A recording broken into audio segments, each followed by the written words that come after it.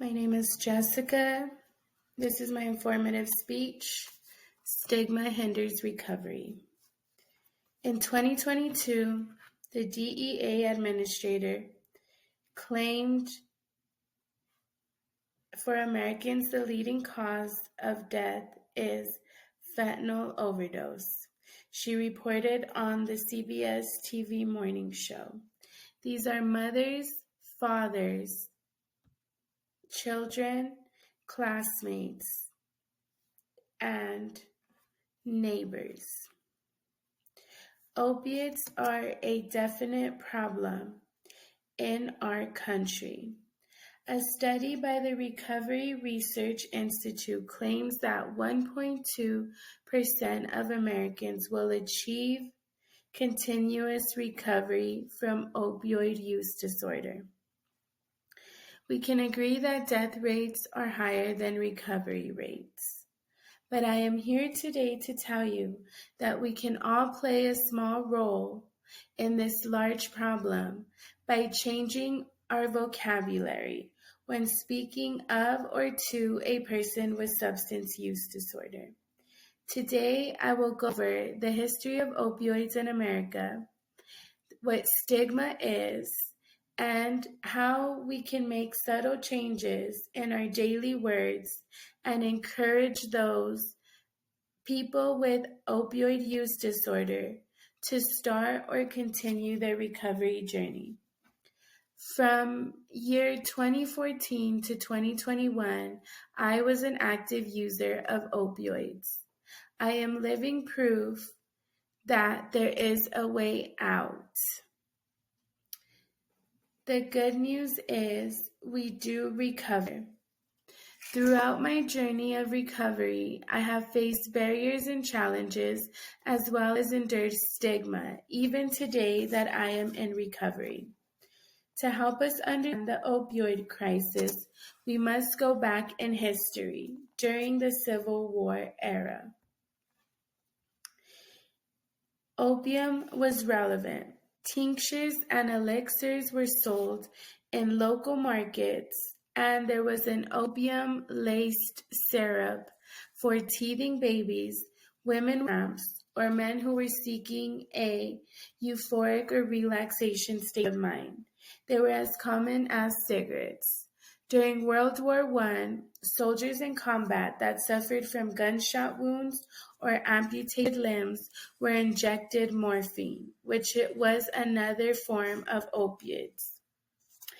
It was then where these veterans were labeled opium slaves because they could not kick the habit even after the war was over. These men were shunned from community and families and sent to asylums with deplorable and inhumane conditions. In 1970, President Nixon passed the Substance Control Act, which imprisoned and penalized anyone who possessed, manufactured, or imported narcotics in our country. In the 1990s, the opioid industry funded the groundwork for the Purdue pharmaceutical OxyContin. This pill was silently creeping into Americans' lives and marketed as non-addictive. In 2010, the DEA began to see an uptick for opioid chemical dependence. Here is a marketing ad for Purdue Pharma in 19. Once you've found the right doctor and have told him or her about your pain, don't be afraid to take what they give you. Often, it will be an opioid medication. Some patients may be afraid of taking opioids because they're perceived as too strong or addictive. But that is far from actual fact. Less than 1% of patients taking opioids actually become addicted. In 2010, the DEA shut down illegal facilities, handing out prescriptions for OxyContin with little or no medical history requirement, which was illegal. These were called pill mills. Now that Americans cannot get their prescriptions from doctors, it made them turn to illicit and deadly street drugs such as heroin. In 2016, Chinese fentanyl made its way into America's drug market.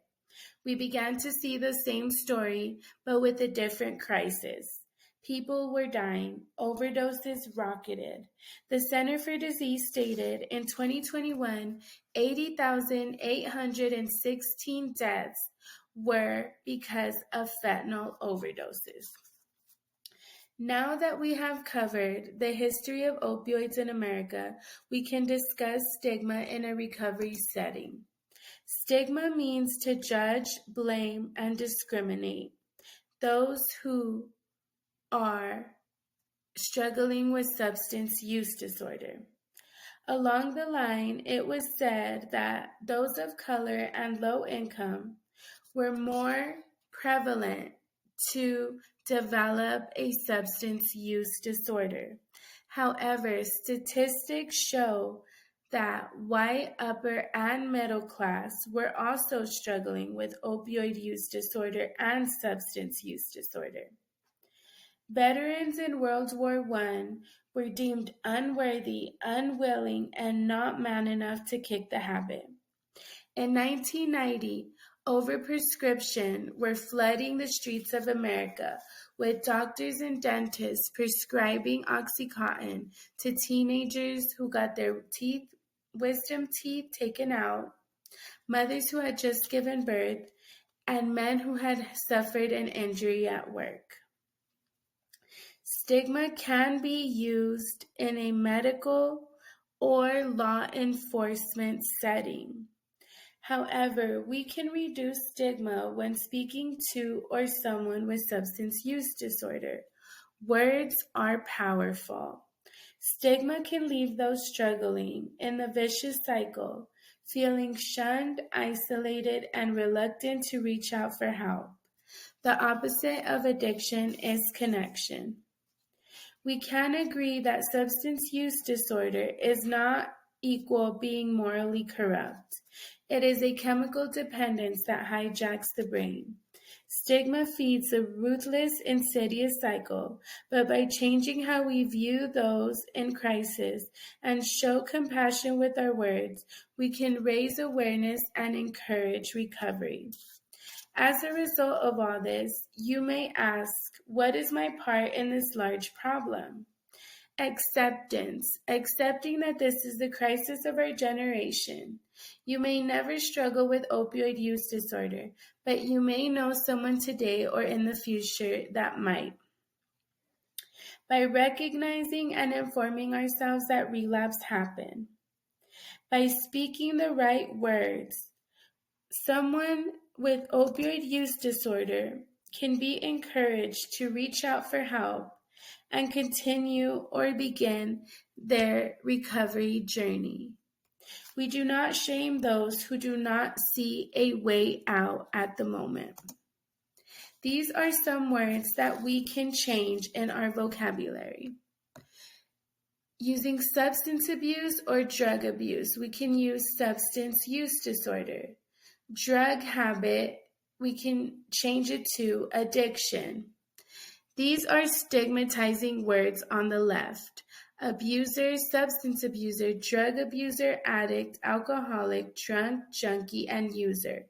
We can change our wording to a person with substance use disorder, an addicted baby, babies exposed to opioids, a problem, risky, unhealthy, or heavy use, a person who is clean, change it to in recovery, clean or dirty, toxicology results, negative or positive results, substitution therapy, replacement therapy.